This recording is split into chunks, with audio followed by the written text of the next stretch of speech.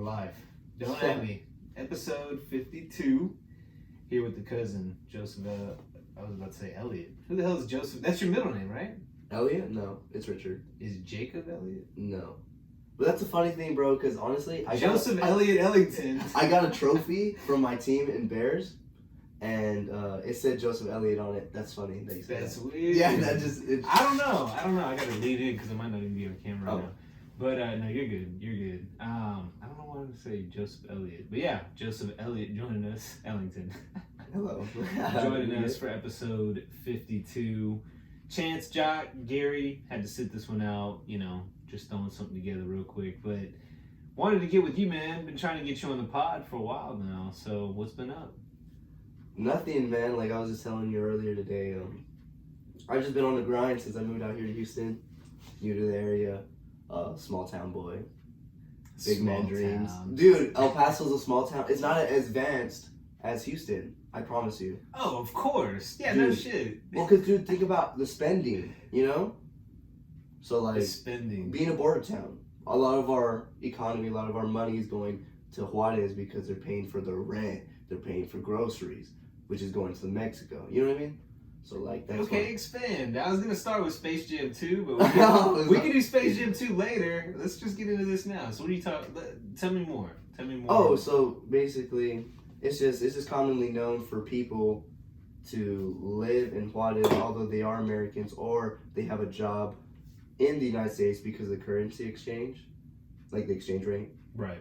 So, for instance, right now, I think $1 right now is probably like 20 pesos. Like, why wouldn't you want to do that? Right. You know what I mean? Yeah, I mean, we had, Grandma and Grandpa. Grandpa, they kind of lived out in Mexico, but he would work in El Paso, right? So what is that like from somebody in your perspective? Not necessarily, the grandpa aspect of it, but okay, you mentioned that, so clearly that means that has an impact on what your life was like out there. Yeah, most definitely. You people live at a very low amount of income.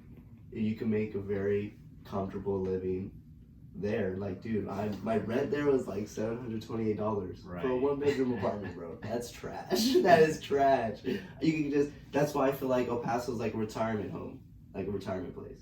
What I used to always say is El Paso felt like it was like 5-10 years behind, like all the trends and shit. At least like in Houston, and it would be like an obvious gap. Like when I would be here, home, Houston, and then go visit, you all in El Paso, and you would say, like, we would say things or have certain kind of slang or whatever that had been in our vernacular for years, and then, what does that mean? What is that? What?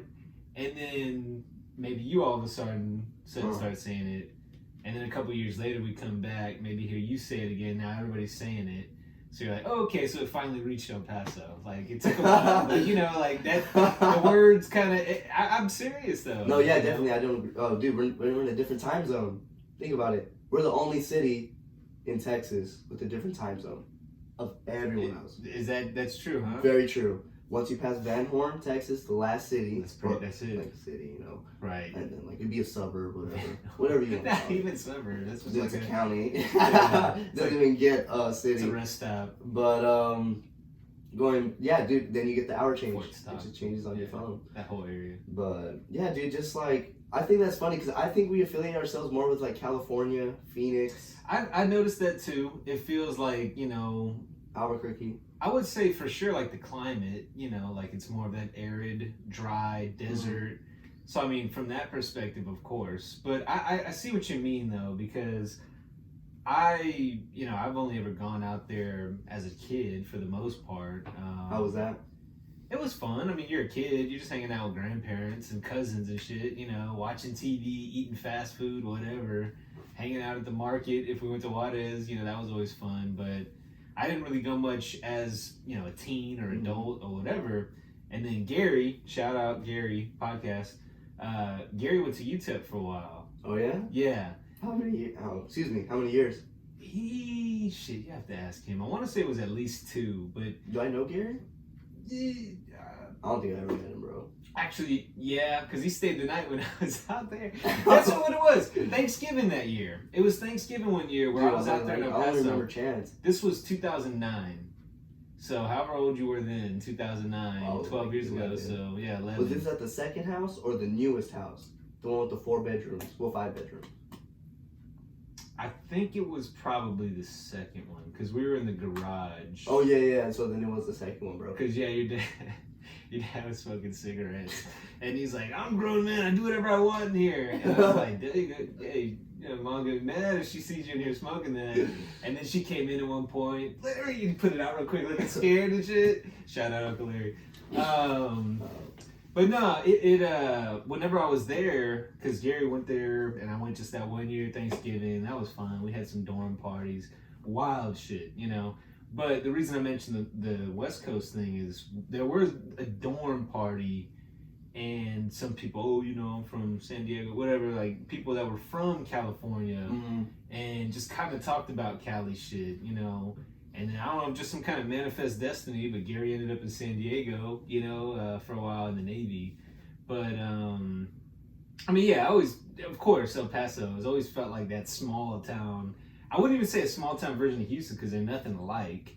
But it's like a little sibling that, there's so many kids in the family that's like, oh shit, I don't know, we lost track of that one. That's what it feels like, The middle child, bro. That's what. Not even. It's like this is more like you got like 10 kids, and after the 10th one, you're like, I don't know, man. I don't even know what's going on anymore. But no, the reason why I had that on the docket, not necessarily El Paso, but every now and then we talk to somebody that's been, either lived somewhere else for a while, or is new to the city, or maybe back to the city. Way back early on in the Don't At Me, we had Antonio on, who's a friend of ours, who lived for a while in San Francisco, working, well, I shouldn't say San Francisco. It's expensive to live there. Yeah, Silicon Valley, basically, because he was working at Apple, and he can shout out, he can fact check me if I got any of the areas wrong. But yeah, he was living out, that area, and then came back to town. Now he's living back in Houston. But I'm always curious when people go live in a new city, I'm always intrigued by people's habit development. Like how do you go about, I've always been fascinated. We were talking about nature versus nurture. I feel like I talk about that a lot on the podcast. But kind of like the ways, the habits that you create, the different routines and rituals you go through, I think that kind of shapes who you are. Yeah, you're a product of your environment, dude. And you're a product of what you do. And, after you do these habits, it becomes muscle memory. You're kind of computer programming yourself. It's what you are. Your habits are pretty much what you are after a while. Yeah. So going to a new environment, I'm always curious to understand, what were some of the first things that you started picking up when you lived in Houston? Probably fitness, right? I've always been a fitness geek. I just think that the difference was that I saw more opportunity. When I first got here, I was obviously looking for like employment, and then any occupation that can satisfy my income for without a degree. And that's when I realized, like, wow, you actually do really need a degree. I'm not gonna lie. Before I was like, you could do it without a degree. Now I look back, I'm like, yeah, you can, but you're gonna stay complacent. You're gonna be far behind.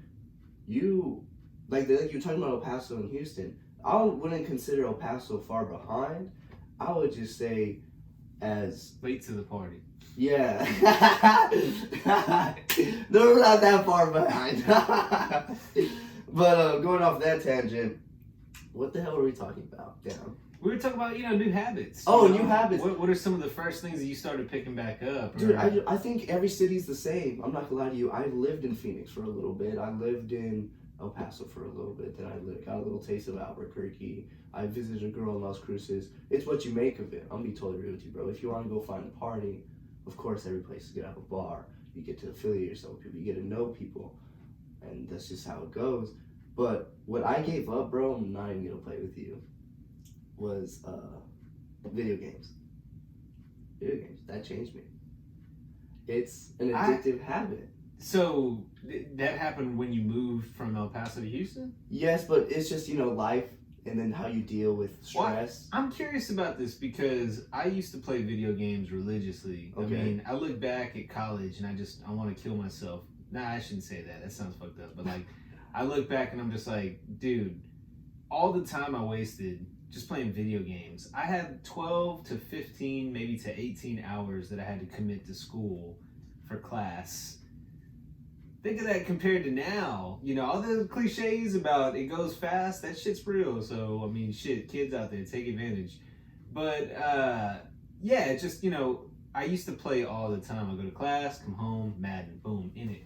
And then, life and circumstances change. But funny enough, I think it was also right when I was 22, 23. Actually, it was about 23 when I stopped playing video games for the most part.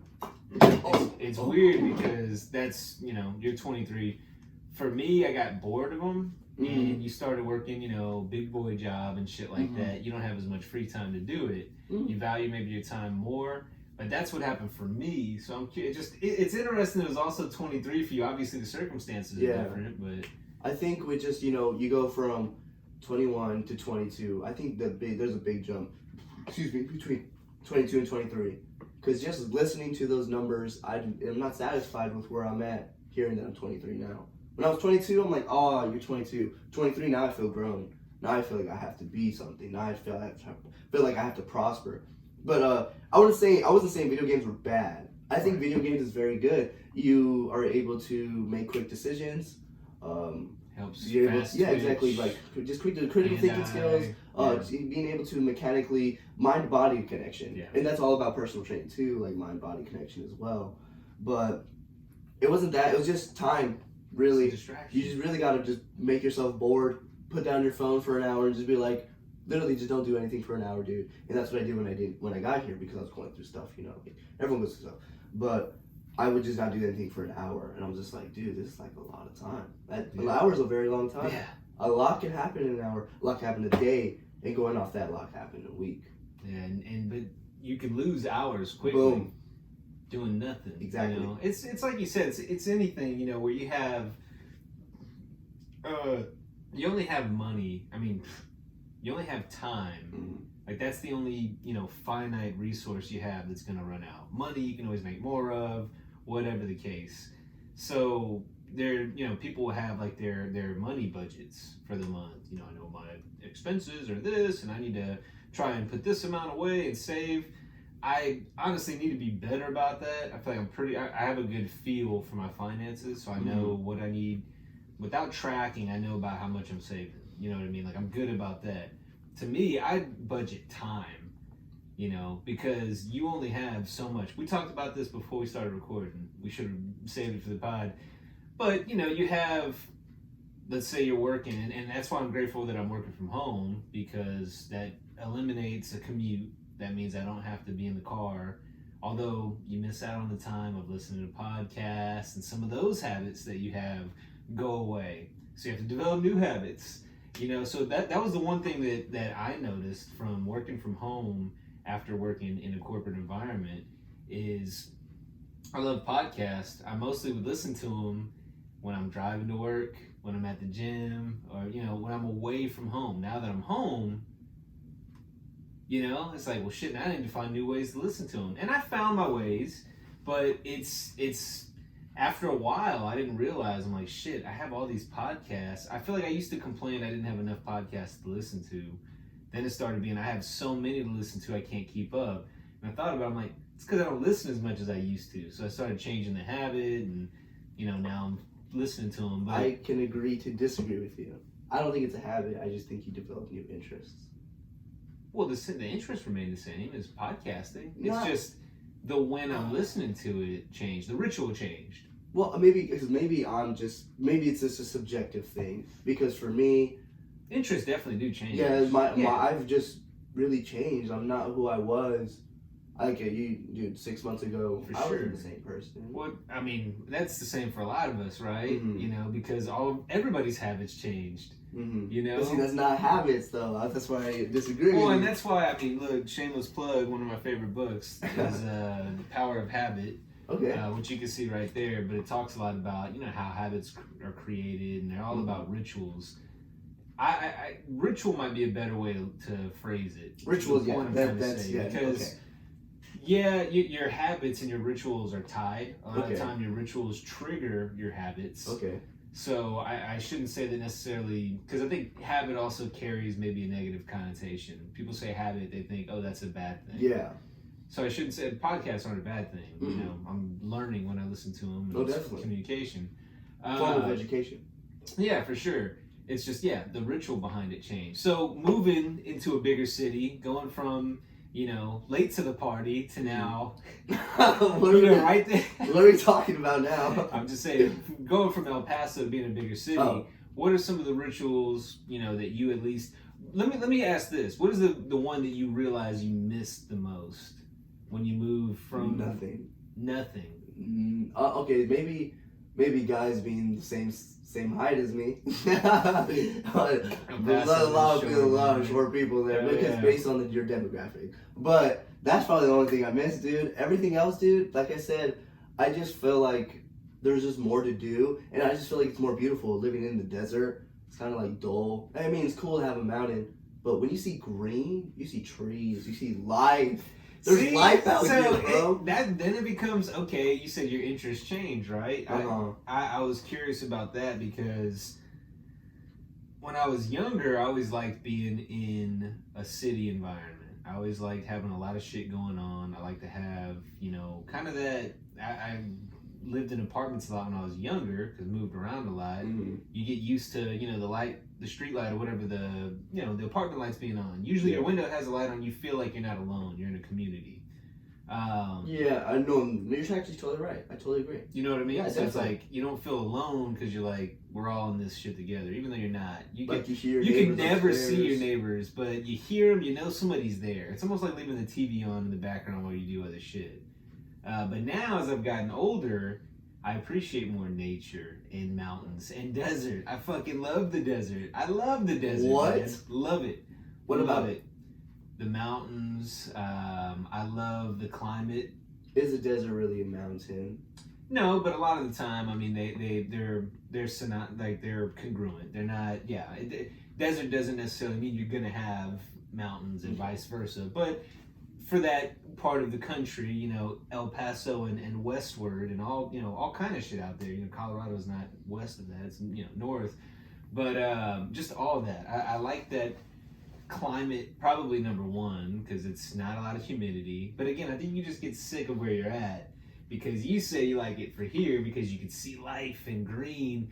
And I'm like, that same life and green is life and green because it rains more than fucking Seattle here. We have mosquitoes everywhere. I'm having to constantly swipe off. I can't even enjoy going outside, you know, in the summertime in the evening without putting off or some shit on, which I haven't put on in years because I'm just like, I'm going to put some sticky goo on to go outside. I'm just going to stay inside. And look, I'm finding things to bitch about, you know. Like it's not, it's a very good existence. But for all those reasons, I'm kind of like, well, shit, I like the desert. But what about it? like what details? Like what about you being in the desert? What I'm saying is that's like. So that has an impact on my allergies for sure. Oh, okay, so at dry climate. Yeah, at first, dry nose, bloody nose. You know, once I get used to it, I don't have the same stuffiness and congestion. Mm-hmm. Now, of course, I don't notice it because I guess I haven't been there in a long enough period for it to really impact me. But of course, you get drier skin, you know, so that's kind of a negative. I like having, you know, like good moisturized skin and whatnot. But a lot of that's elevation too, though. You know. What's the difference? Well, elevation here is obviously sea level below, because, you know, whatever. Yeah. But for example, I was in a part of New Mexico last year. We stayed overnight, Airbnb on a road trip, and dude, I had to lotion my hands like every 45 minutes, and that was inside the house. Well, how many times were you washing your hands? Not all that much. We were just hanging out, and I was like, dude, I'd like clench my fist and feel like my skin was. What time of the month? It was fall, so it was September, so early fall.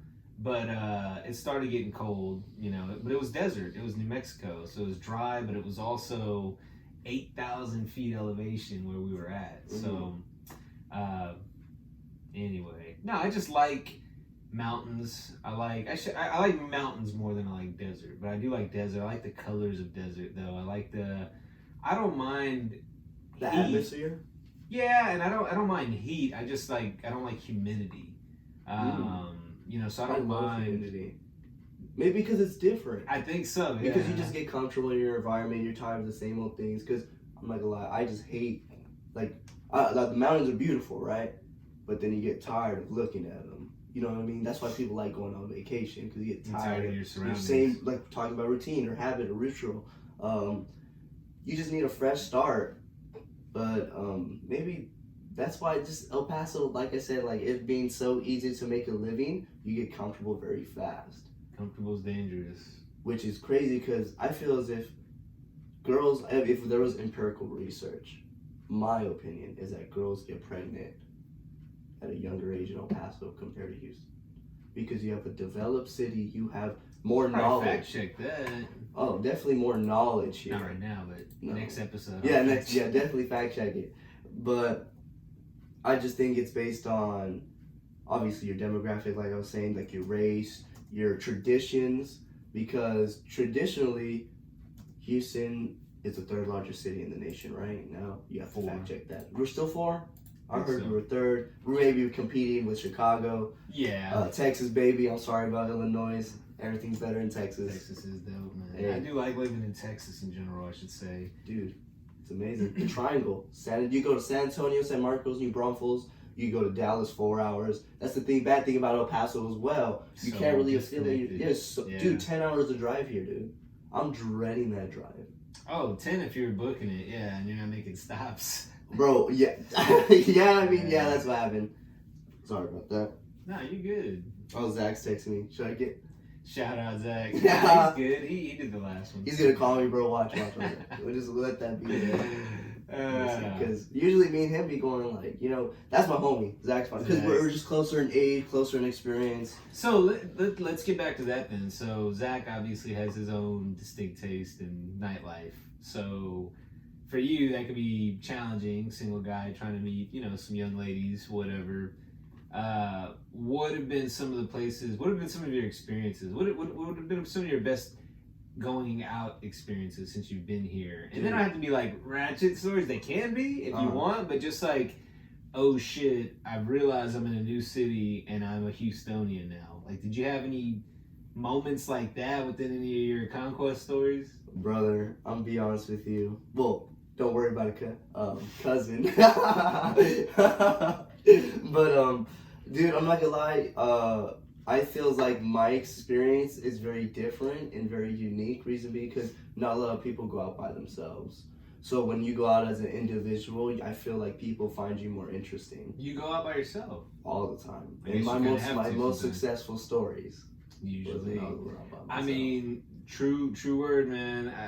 I think I was talking to Brother Dino about this on the trip, where it's always solo missions. Like, it's always solo mission. But it's not common, dude. That's not common. It's not. But when the opportunity pops up, you're like, well, shit, now's my time. And it's those same rituals, though, that get you hyped for that, Well, dude, I'm not gonna lie to you, dude. I just feel like people my age nowadays, they're very codependent on their friends. I feel as if they don't develop as a person, they get comfortable. For instance, they latch on, they grow an attachment. Attachment's the devil, bro. Yeah. Because you don't like to be in uncomfortable situations, which is why I feel like I prospered when I moved away. Didn't know nobody. You have to get uncomfortable. I'll say that to any of the young heads listening, yourself included.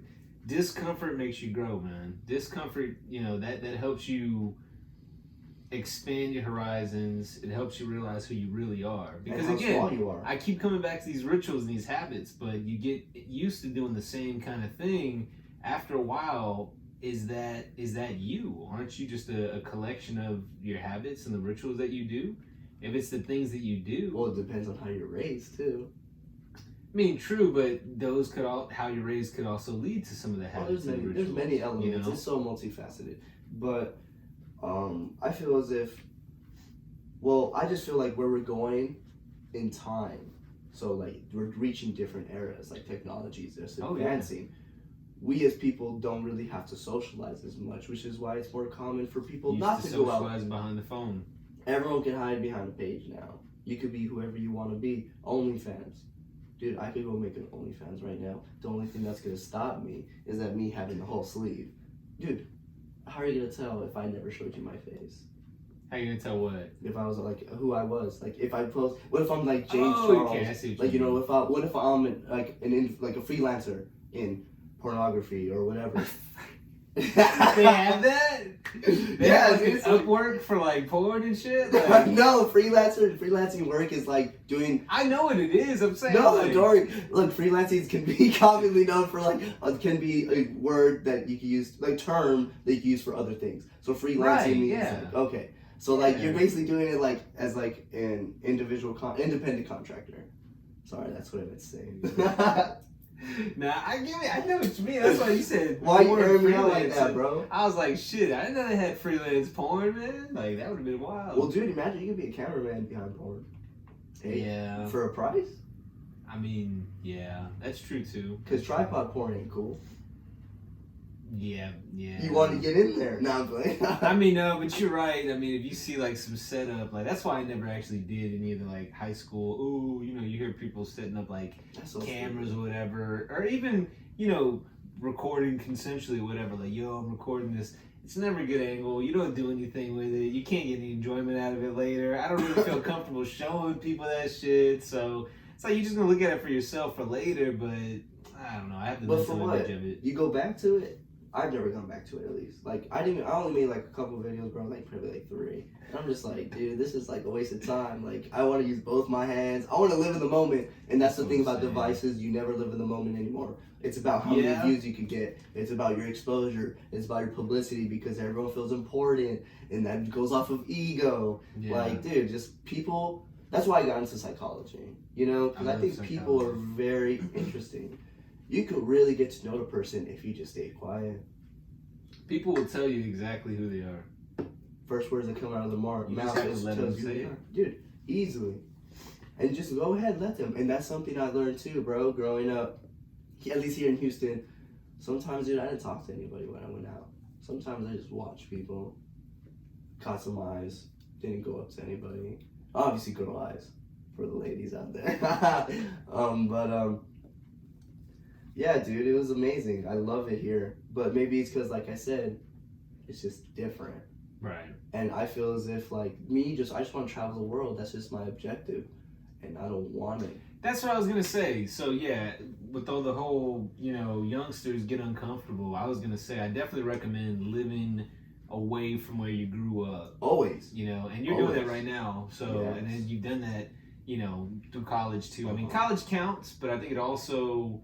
living on your own in a new city, I think I wish I did that. Or even vacationing, bro. Even vacationing. I mean, that's my thing. I love traveling. That's why I save money is so that I can travel. I love to travel. I love to see the world. That's not something common either. You know what people do? They live for the weekend. I don't know, brother. I never lived for the weekend. It's the classic story of the child with the marshmallows. You know that one? So they said, all right, I can give you a marshmallow and you can eat it right now. Instant gratification. Or if you wait, I'll give you 2 of them. Yeah. It's some are going to take the 1, some are going to wait to get the 2. It's risk takers and those that are a little bit more, comfortable with what they have. Or it's all about grind, or it's all about like what you want to have. For instance, I can have a house right now. I have a good enough credit score. But why would I do that to myself? You said people hide behind their devices, and I agree with that. I think another thing too is we don't spend enough time, and this connects. So we're glued to our devices. We're dependent to it. We don't spend as much time communicating face to face. So much more over the phone. Everything's processed, and I don't know how much of it is really who you are, or you kind of get lost in your identity with all of that. And I think it's important when you live on your own, you're forced to just be bored, where you just in your thoughts and you find out who you are. I think that's what's most important. That's why I think for younger folks, the sooner you do something like that and get uncomfortable, go live somewhere else.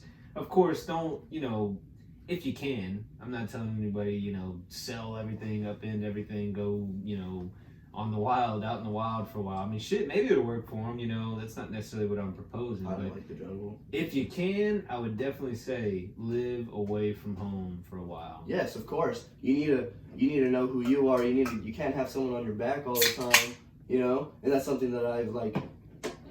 I guess that's why people should go away when they go to college too, It's an outlet. There's a lot of benefits. You find out your habits, like you said. You find out who you, and that's the thing that I guess comes with age as well, is that you start realizing like, oh, this is coming to an end. Like, dude, we're gonna die one of these days. And me as a person, I want to put a footprint into the universe at least. I want to be at least known that I helped somebody or provided for somebody, because that's just the characters I am, that I just want to be to help, and that's what enhanced my personal training. And plus, it boosts your mental health. Your cortisol levels are lower, your endorphins are going, your dopamine, all the mumbo jumbo that I don't want to get into.